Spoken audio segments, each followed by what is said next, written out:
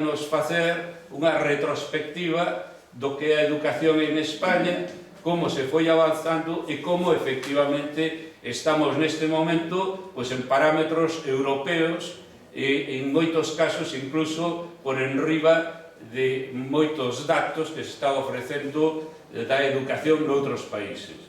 Por lo tanto, penso que neste momento se está facendo un bo traballo e que levamos tempo xa traballando nunha boa línea. Sin máis, vou deixar con Guillermo. Guillermo, sabedes que é diputado, estivo na comisión que debatiu o que debería ser ao final a Lei de Educación, recibindo aportacións de todos os colectivos. Se di que a lei non foi debatida suficientemente, pero se recolleron insentes cantidades de documentos, de declaracións, e con todo eso se foi elaborando a lei. Por lo tanto, se escoitou absolutamente a todo o mundo.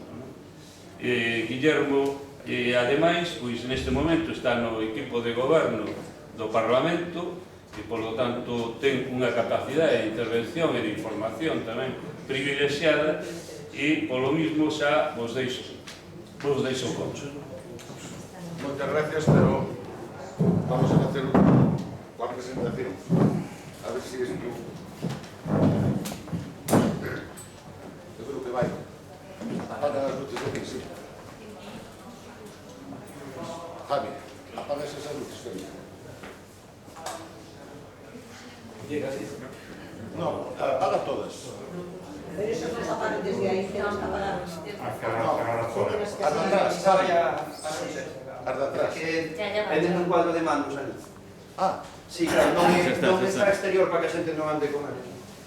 Bueno, en primer lugar, moitas grazas aos organizadores por traerme aquí, pero sobre todo moitas gracias aos amigas e aos amigos que estades aquí, porque sodes a gran maioría. A verdade que dá noxo, porque habría moita xente que podría estar aquí falando moito mellor que a mí.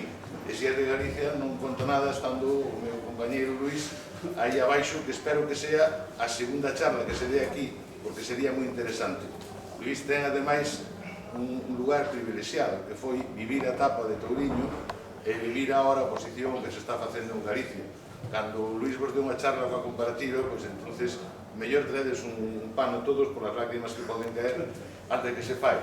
Eu o que pretendo é justamente o contrario, demostrarlle sobre todo a xente nova, que falta moita nesta sala, obviamente, xa non gustaría ser nós os novos, xa o fomos algún día, o orgullo que podemos ter co sistema educativo que hai neste país. E creo que os socialistas podemos e debemos estar moi orgullosos e, ademais, trasladar ese orgullo.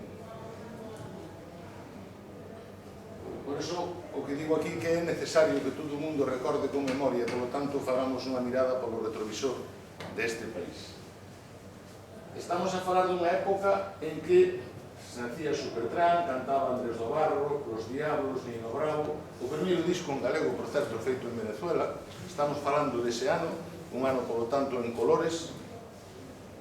Estamos falando dese disco de Andrés do Barro, que vou poñer unha curiosidade, aos que non conozcan, que a traducción de Porfiño Xeitoso era Cuerpecito Gentil, que era o que poñía ali. Eu estou seguro que se os mestres e poñedes os rapaces que traduzan Corpiño Xeitoso castelán, dudo moito que puseran Cuerpecito Gentil.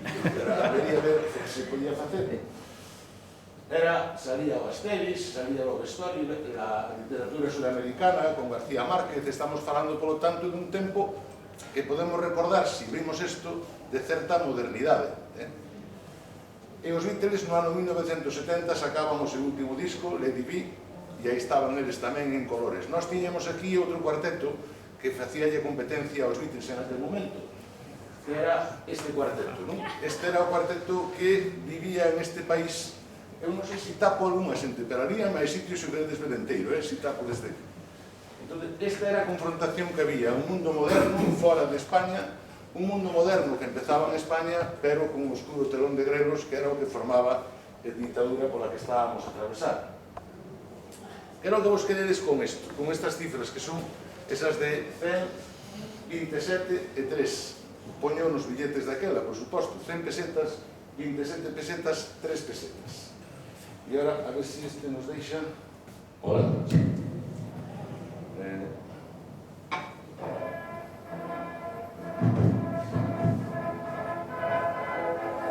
Escoitades?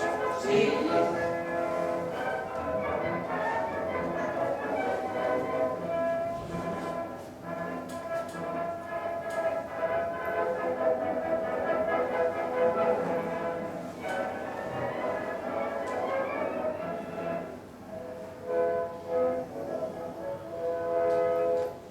Con la presentación del Libro Blanco de la Educación culmina el estudio de reforma educativa impulsado por el ministro de Educación y Ciencia, José Luis Villar Palasí. El Libro Blanco ha traído a la actualidad las anomalías del sistema educativo con el fin de crear sobre los hechos positivos y sobre los errores las bases de un nuevo ordenamiento. En la línea quebrada de unos procesos están los defectos, los errores del sistema de enseñanza claramente localizados y arraigados en el tiempo. Así, la existencia de escuelas vacías en el campo y la falta de puestos escolares en la ciudad. La rigidez de las carreras tradicionales, largas y herméticas, sin salidas intermedias. El fracaso de unas pruebas y de unos sistemas que sitúan de cada tiempo. Pues espero que no, pero hai un problema co acople desde aquí a ali.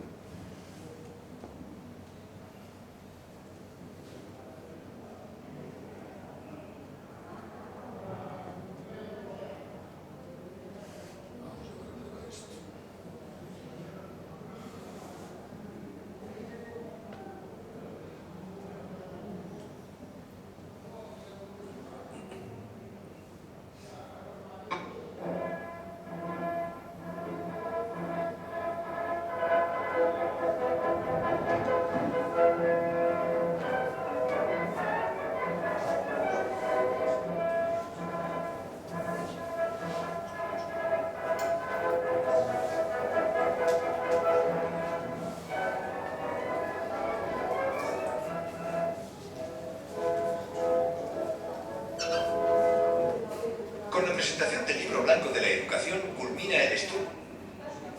Hay un problema con el acople entre esto y esto, pero bueno, no cuento. En el vídeo lo que iban a decir, vamos a empezar otra vez, pero ya lo ponemos en la diapositiva siguiente. Es una pena porque... Si tenéis que avisarme, porque antes hacía demasiado calor y a lo mejor a alguien que le toque justo el viento. Exacto, exacto. Bueno, la luz justicia, ¿sabes? ¿La temperatura bien? Sí. A ver si es esta. Un poco raro. Bueno, lo que viene a decir el vídeo, efectivamente, que desde aquella Villar Palasí reconoce que hay un problema de memorismo en las escuelas, que hay un problema de falta de equidad, de una red que no se sustenta en el rural, que no había escuelas suficientes, y al final lo que dice, que para mí lo más importante que le pongo, sobre todo a la gente que no recuerda aquella época, es que en el año 1970, efectivamente, solamente 27 chavales decían que podían acceder al bachillerato. Tengo que recordarles a los más nuevos que esto se hacía con 10 añitos, no estamos hablando como ahora, con 10 añitos ya había 73 chavales que quedaban sin posibilidad de continuar el bachillerato y solamente 3 de cada 100 llegaban a la universidad. No son números que demos nosotros, son los números que da el nodo franquista y que todos teníamos obligación de ver cuando íbamos al cine en aquellos años. O sea, de cada 100 chavales solamente 3 iban ahí. Y decimos 100 chavales, pero realmente lo que habría que decir era 3 chavales y prácticamente niños todos, porque las niñas que accedían a la universidad en aquel momento eran mucho menos que 3 de cada 100, no llegaba ni siquiera al 1%, era muchísimo menos. Pero bueno, no es de extrañar, porque de aquella pues se publicaba la guía de la buena esposa, como podéis ver aquí, en la guía que se decía que puede que tengas una docena de cosas importantes que decirle, pero a su llegada no es el mejor momento. Déjalo hablar, recuerda que sus temas son más importantes que los tuyos, ¿no? Eso en mi casa no funciona, lo seguro. Bien, ¿qué es lo que decía el nodo de Villar Palasí realmente? ¿Qué reconocía, por lo tanto, el franquismo como defectos del sistema? Pues que no había una equidad suficiente en el sistema, por supuesto, que había una doble red discriminatoria ya en aquel momento, fundamentalmente, y lo achacaban a la red en el rural y la red en las grandes ciudades, un exceso de memorismo, pruebas irreválidas. Villar Palasí decía que era un sistema que fallaba, es decir, fallaban las pruebas y las reválidas, que tanto nos acusaron cuando se les quisimos desmontar a la 11 de Ver. que había grandes dificultades de acceder, por lo tanto, a los estudios, y que había itinerarios tempranos que había que eliminar. Os recuerdo ya no solamente el hecho de que con 10 años solo pasaban 27, sino que en cuarta había que escoger ciencias y letras y eso era determinante. Por tanto, chavales con 13 años ya tenían que decidir por qué vía iban. Y, por supuesto, un gran problema con la formación de los docentes. Esto provoca que en el año 1970, por lo tanto, Villar Palasí saque la Ley General de Educación. Una ley que yo siempre le he valorado muy positivamente porque como ley escrita y el salto cualitativo que dio la enseñanza en este país fue inmenso, pero que fracasó estrepitosamente porque no hubo una reforma económica adecuada para acompañarla, no llevaba memoria económica y porque especialmente, muy especialmente, donde fracasó fue en la formación profesional. Recuerdo a todos que cuando alguien llegaba a octavo de GB y suspendía todas, por decirlo en palabras que estamos entre amigos, el más cafre, podía pasar a la formación profesional igual que aquel que había superado todos los estudios, con lo cual aquello se convertía en un avispero. Bien, seguimos avanzando en el retroceso. Ahí tenéis una foto de Lugo de 1901, pero aún vamos a ir más atrás en nuestro retroceso, porque al final en educación somos prisioneros de nuestra historia. Fijaros cómo estaba el tema. En el año, no sé si lo veis bien, en 1675, Francia e Inglaterra tenían el 45% de hombres alfabetizados.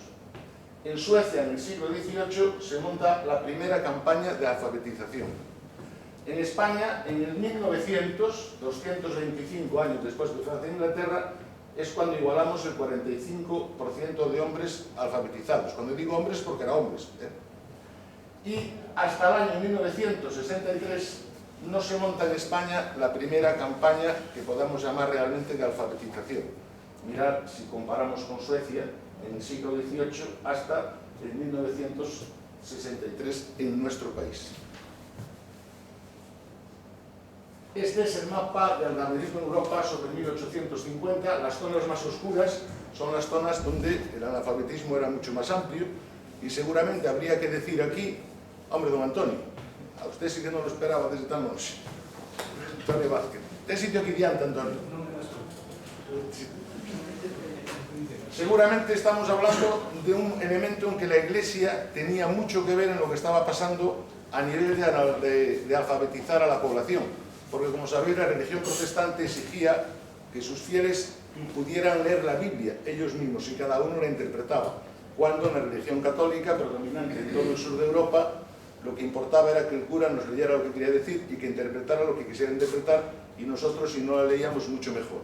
Seguramente eso ha tenido mucho que ver en cómo avanzó la alfabetización en los países del norte en contra de los del sur. Si vemos aquí la situación en España, podéis ver todo el arco mediterráneo fundamentalmente y el sur de España y la zona de Galicia, que tenían las cotas más altas de analfabetos. Si vamos a 1970, aunque por supuesto las cifras ya son muchísimo menores, se mantienen las zonas. Mirad que claro, que Galicia mejora, hay que decirlo también, pero sobre todo se puede ver como en la parte norte del país prácticamente no existen ya analfabetos.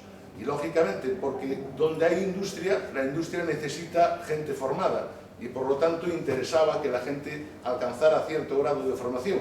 Abajo en Andalucía, con que subieran parear los olivos para que cayeran aceitunas, llegaba y sobraba. Bien, seguimos con la vista atrás.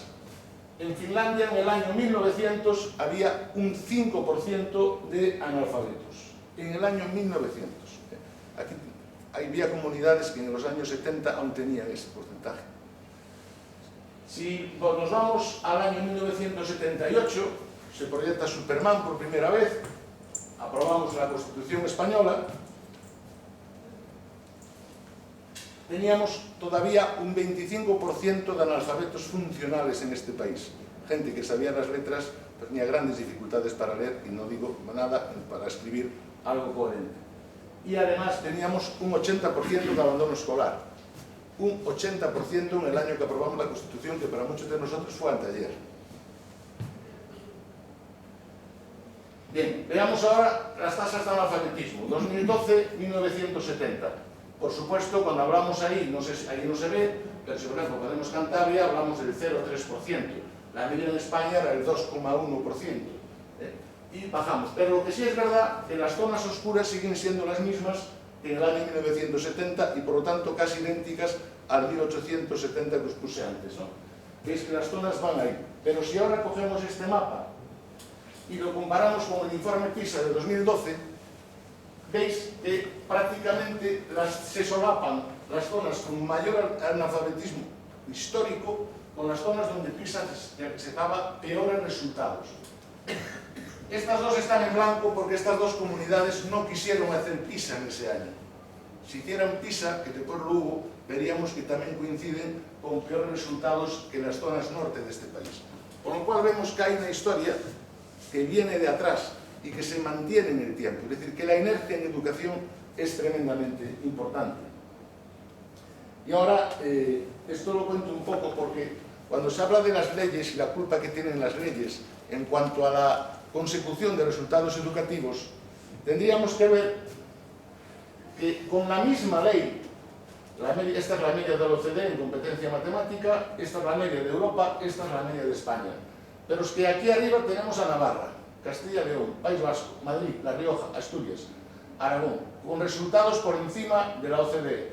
Y abajo tenemos Extremadura, Murcia, Andalucía, Baleares, que se entroncan con esa zona mediterránea y del sur de España, que siempre daba mayores tasas de analfabetismo y por lo tanto se sigue manteniendo. Si vamos a comprensión lectora pasa prácticamente lo mismo y si vamos a comprensión científica pasa prácticamente lo mismo con alguna excepción. Entonces, ¿qué ocurre? ¿La culpa es de la legislación? Tiene que haber factores que influyan mucho más que la legislación para poder comprobar cuál es la causa del fracaso educativo o cuál es la causa de los malos resultados en educación o de resultados inferiores. Entonces, cuando se dice, no, la culpa ha sido de la ley, oiga, la ley en Navarra ha ido estupendamente. Si lo comparamos con Europa, Navarra está por encima de Bélgica, de Alemania, de Austria, de Irlanda, de Eslovenia, de Dinamarca, de Chequia, de Francia, de Reino Unido, de Islandia. No le fue mal con esa ley a Navarra, ¿no? Igual que Navarra, puedo citar Castilla y León, País Vasco, Madrid, y así Madrid, Navarra, Castilla, todos ellos por encima de las medias de la OCDE, de la Unión Europea y por supuesto de España. Entonces cuando decimos, oiga, la culpa ha sido de la legislación educativa, oiga, habría que verlo, habría que estudiarlo, no debe ser la cosa así. Bien, vamos a otra línea del tiempo. Entonces recordamos que en el 78 España tenía el 25% de analfabetismo y el 80% de abandono, y ahora resulta que en el año 2013, si aparece, las becas ahora mismo son un derecho. Tenemos un 40% de universitarios, tenemos un 100% escolarizados el ciclo infantil 3 a 6 años, tenemos un 30% de 0 a 3 y eso multiplica por 4 la tasa de la Unión Europea y extendimos la educación hasta los 16 años. Y pasamos del 80% de abandono al 23,5% de abandono educativo. Perdonad un segundo, vais a escuchar lo que tengo que decir ahora. Sí, oye mamá, que estoy en Lugo y hoy no puedo ir a verte. Sí, pues sube que no puedo ir a verte, me coges en medio de una charla. Pero el público es comprensivo que son amigos. Venga, hasta luego. Porque viene mi señora que tengo 94 años que eso no pasaba por los ojos. Bueno, te repito, del 80% de abandono del 78 al 13 se pasa a un 23,5% de abandono. El salto es muy superlativo con lo que teníamos. Pero si además vamos ahora y nos acercamos al 2021, los últimos datos, vemos que hemos pasado ya al 13,3% de abandono escolar.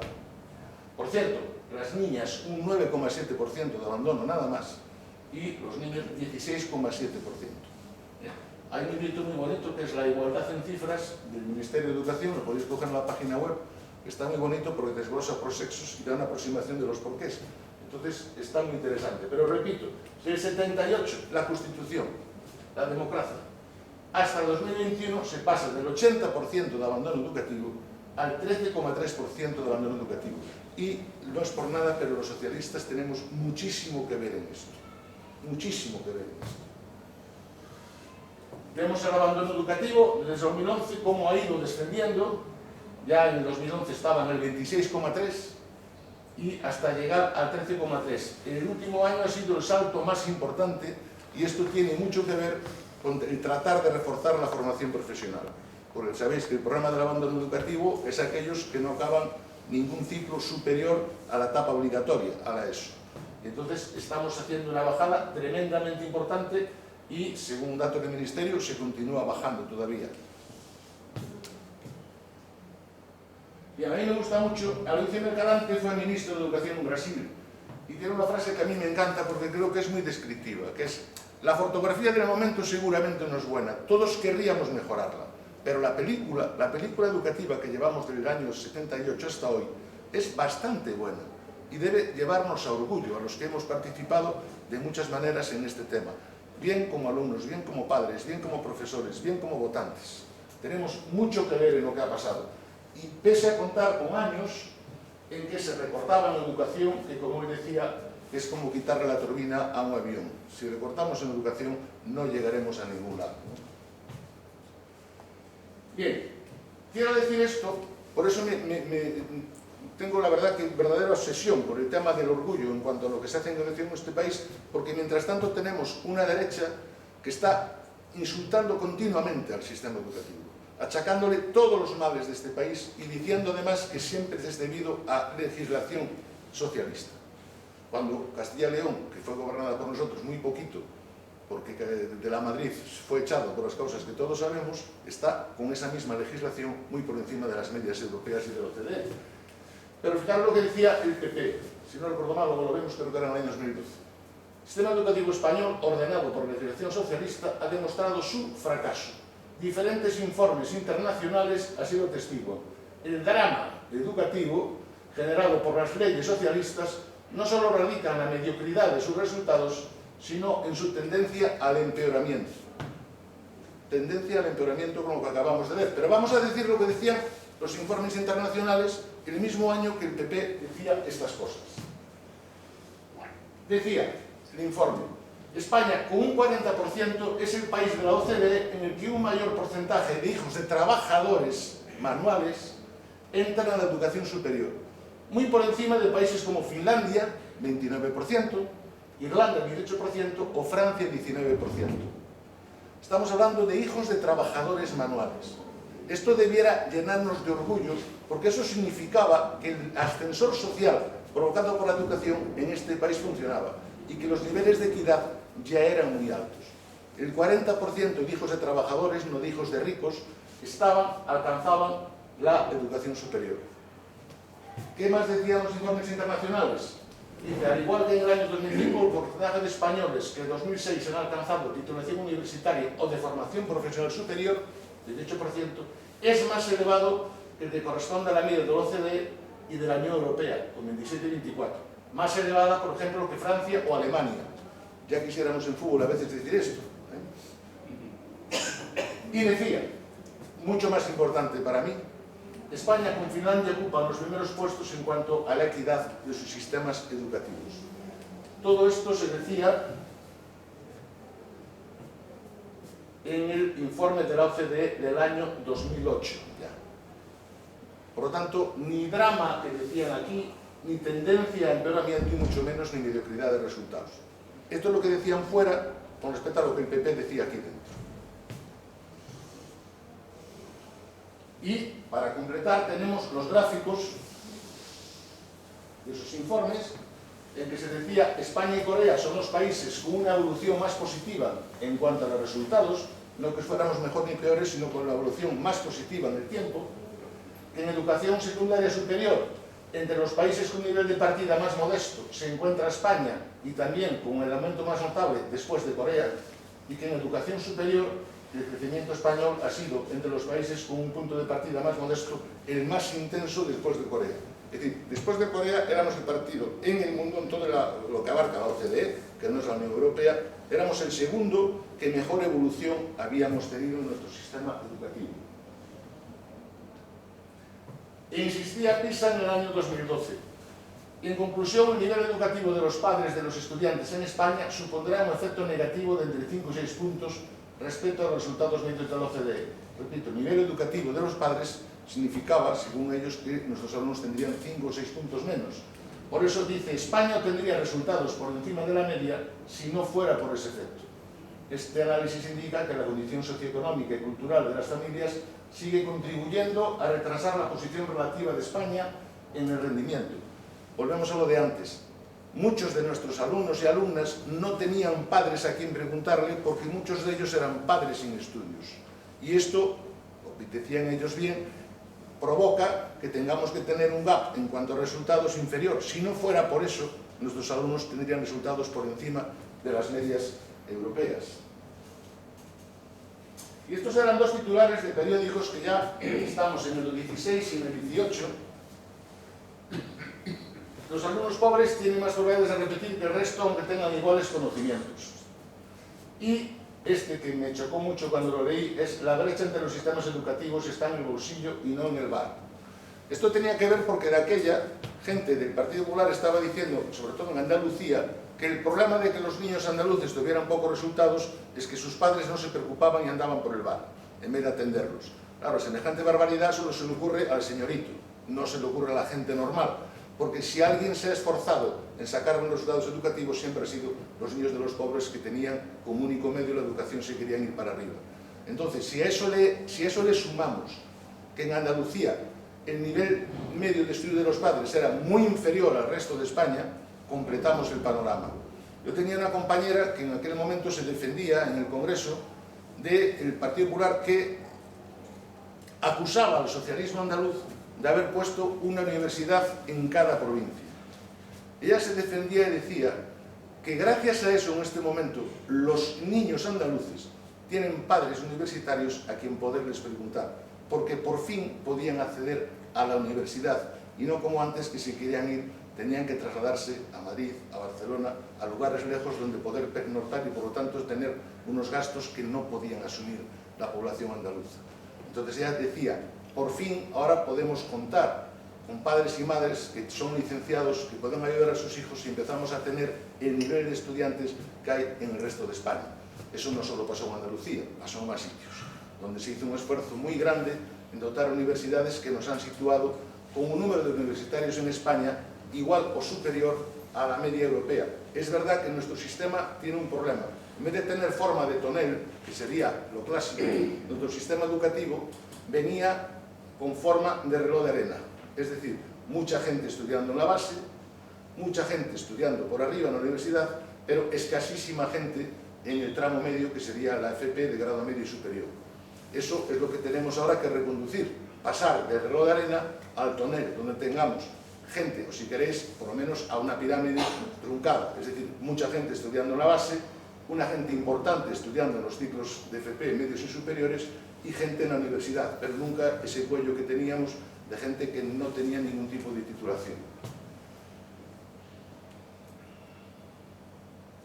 Bueno, y ahora hablamos bueno, esto es una cosa que no pasa nunca, pero aquí con este aparato y no se acaban de enterar. Y vamos a hablar de Maraval. Bueno, Maraval, que tuve la oportunidad de conocerlo y hablar con él, decía que fue el peor ministro de Educación que hubo en este país. A ver si encuentro dónde estaba Maraval.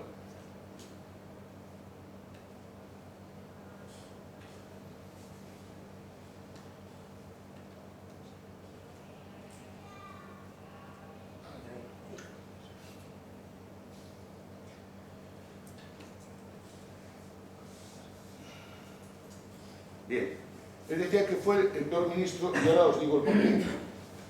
Bueno, él decía una frase que es lo que estamos diciendo ahora, lo que significa la inercia educativa, ¿no? Él decía que nadie puede pensar que en un solo año, cuando llega el PSOE al poder, van a cambiar de arriba abajo cosas que se llevan esperando más de un siglo. Pero es que además, sobre todo, él decía que fue el peor ministro de Educación porque se tuvo que dedicar no a leyes educativas, sino a hacer colegios, a la construcción. Él decía, yo he sido un gran ministro constructor, porque tenía que hacerse 1000 puestos escolares diarios, y esto no es ningún dato exagerado, es un poco menos de la realidad. Es decir, perdón, un poquito más, porque si contamos festivos y domingos es un poco más. Él me decía que se hacían más de 300.000 puestos escolares por año. Tal era la depauperación del sistema educativo en nuestro país. Fundamentalmente en este país todo se le dejó a la Iglesia y institutos apenas había públicos, Yo creo que los de mi edad todos recordamos gente que bajaba del pueblo, tenía que venir al instituto, a la capital, tenía que dormir en una fonda, en una pensión, y repito, estamos hablando de niños de 10 años, no estamos hablando de gente de 14, de 17, hablamos de niños de 10 años de aquella. Por lo tanto, hubo que hacer un proceso de construcción impresionante, que fue lo que de alguna forma provocó que hubiera que claudicar y tener en cuenta los conciertos educativos. Siempre se nos achaca todo este tema. Independientemente de que hubo una lucha ideológica potente y muy fuerte en aquel momento, es verdad que tampoco teníamos dónde poner a los niños si realmente el socialismo apostaba por una escolarización universal, pública y gratuita, por lo menos con plazas suficientes. Bueno, pues de aquella hubo que hacer, en el periodo de Maraval, 1000 puestos educativos diarios porque no los había en nuestro país. Y entonces vino, después de Maraval, otro gran ministro socialista, por saltarnos algunos que hicieron otras leyes, pero esto fue relevante, que fue Ángel Gabilondo, que se quiso enfrentar, después de todo este proceso, con un posible pacto educativo que hubiera en este país. Gabilondo partía de una base con el Partido Popular. Él cogió y les dijo: señores, vamos a quitar de la mesa aquello en lo que sabemos que nunca nos vamos a poner de acuerdo, pero vamos a llegar a todo aquello en lo que sí nos podemos poner de acuerdo. Por lo tanto, la religión salía del plano, igual que eliminar y dejar a cero los conciertos también salían fuera del plano. Vamos a ver en lo que sí nos podemos poner de acuerdo. Y él tiene una frase de una canción de Serrat que le gusta mucho, que es: me gusta todo de ti, pero tú no. Y él me decía, al final, lo que me dijo el Partido Popular en aquella mesa, cuando no se realiza el pacto, es: me gusta todo de ti, pero tú no. ¿Y por qué? ¿Por qué le decían pero tú no? Porque María Cospedal decidió que no había... No sé si esta está alterada. No, está bien. María Cospedal decidió que había que romper ese pacto educativo porque venían elecciones y aquel pacto molestaba al Partido Popular. Yo os puedo decir que estuve con 2 personas del Partido Popular que participaron intensamente en el equipo de trabajo que había con el Ministerio de Gabilondo para ese pacto. Y las 2 personas me reconocían que el pacto estaba totalmente cerrado entre el PSOE y el Partido Popular. Y se iba a firmar. Pero alguien decidió que no convenía a los resultados electorales que podían venir la firma de ese pacto y en el último momento les prohibió que pudieran firmar. Cierto, hubo otras cosas menores, algunos sindicatos que querían todavía pedir algo más, algunas historias. Pero el gran pacto entre las 2 grandes fuerzas que hubiera asegurado, por lo menos, que en un tramo importante del sistema educativo hubiera acuerdo pleno entre las 2 grandes fuerzas que de aquella podían gobernar, hoy es otra película, no se hizo por culpa de Cospedal. Pero el ministro socialista, Ángel Gabilondo, sí dijo: aunque no me lo firmen, todos aquellos acuerdos que habíamos logrado, yo los voy a poner en práctica igual. Y entonces fue cuando salió por primera vez de ese pacto político por la educación, algo que viene después. Pero lo más curioso es que, ¿cuáles eran las claves del desencuentro que dijo Cospedal? Pues lo curioso es que decía públicamente que no quería firmar porque el pacto no garantizaba la enseñanza del castellano respecto a las lenguas de las comunidades autónomas. Una barbaridad como un templo. Lo que el pacto decía es lo que vinieron a decir las leyes después, que se asegure que los niños alcanzarán la misma competencia tanto en castellano como en su lengua de la comunidad autónoma, si la tienen, como la lengua propia. Llegó a decir también que había un grave problema con las enseñanzas comunes, que las comunidades podían hacer cambios, por ejemplo, a la hora de su libro de historia. Obviamente, es decir, vivíamos en el estado de las autonomías, hay un porcentaje del currículum que tienen que hacer las autonomías. Los niños gallegos algo deberán saber de geografía de Galicia o de historia de Galicia. Y eso se recogía de forma vaga, porque era un pacto, no una ley concreta, se recogía allí. Y 2 o 3 tonterías más que lo decía ahí. Bueno, hablaba del profesorado y sobre todo de la libertad de enseñanza. Ese era el gran problema que ellos querían poner cuando Gabilondo había dicho que eso se quitaba de la mesa, porque en eso no iba a haber acuerdo posible.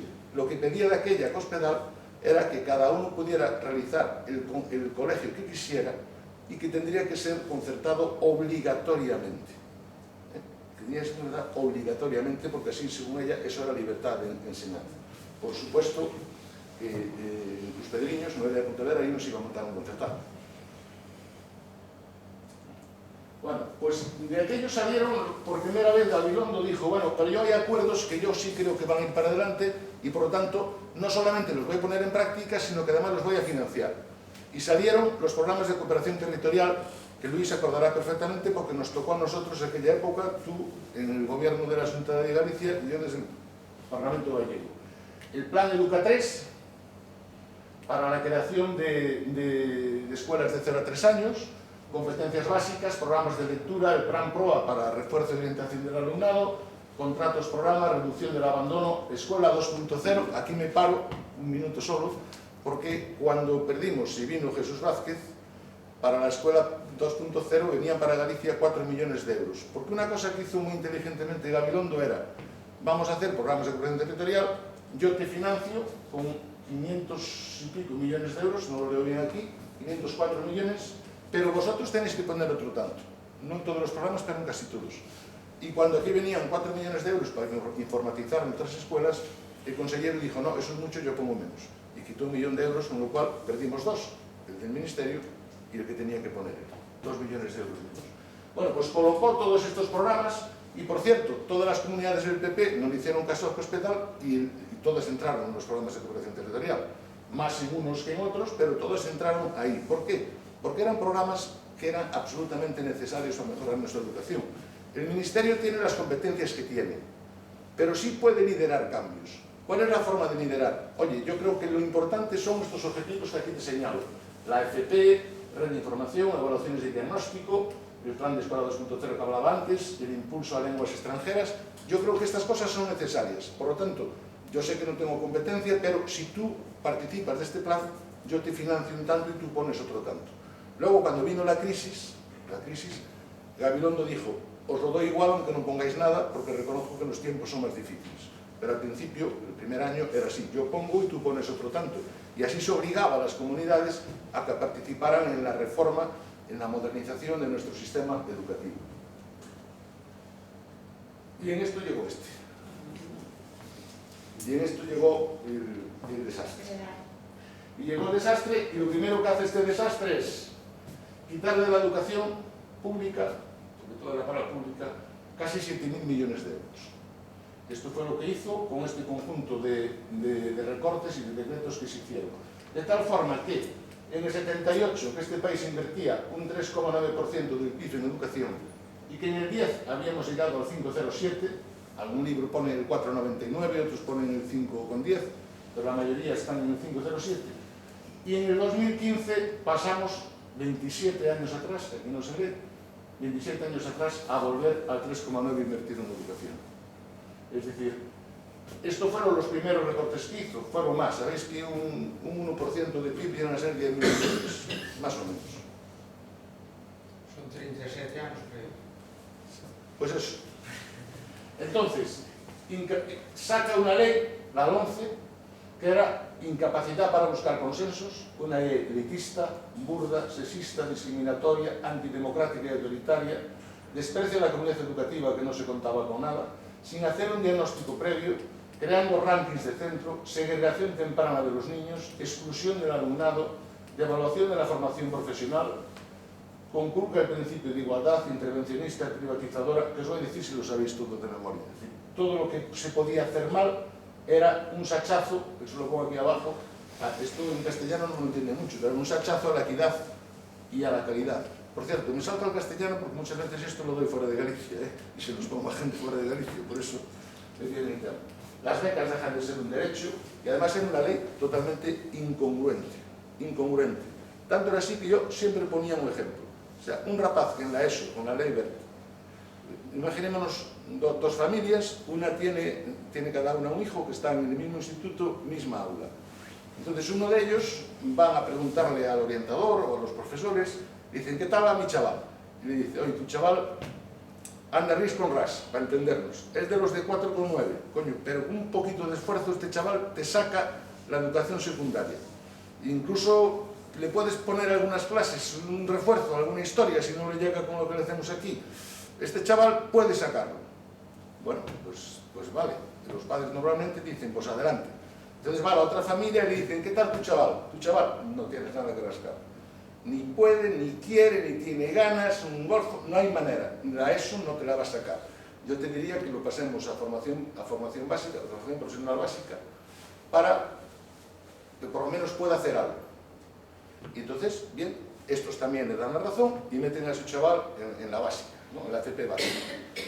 Bien, pasa el tiempo, el chaval de la FP básica saca la FP básica y el chaval de la ESO saca la ESO con un 5 raspado, con ayuda y tal, y la saca. Resulta que este chaval, el que aprueba la FP básica, tiene que hacer una reválida si quiere entrar en la formación profesional, y por lo tanto este chaval suspende y no entra en la formación profesional. El de la FP básica entraba directamente en el aprobado. Entonces resulta que por hacerle un bien a este para que se gane el título de la ESO, sin aprobar la revalida se quedaba fuera. Y eso era una realidad que estaba, que menos mal que no se llegó a hacer, ¿no? Por lo tanto, vemos que es una ley con la cual al final se volvía punto por punto a lo que denunciaba Villar Palasín.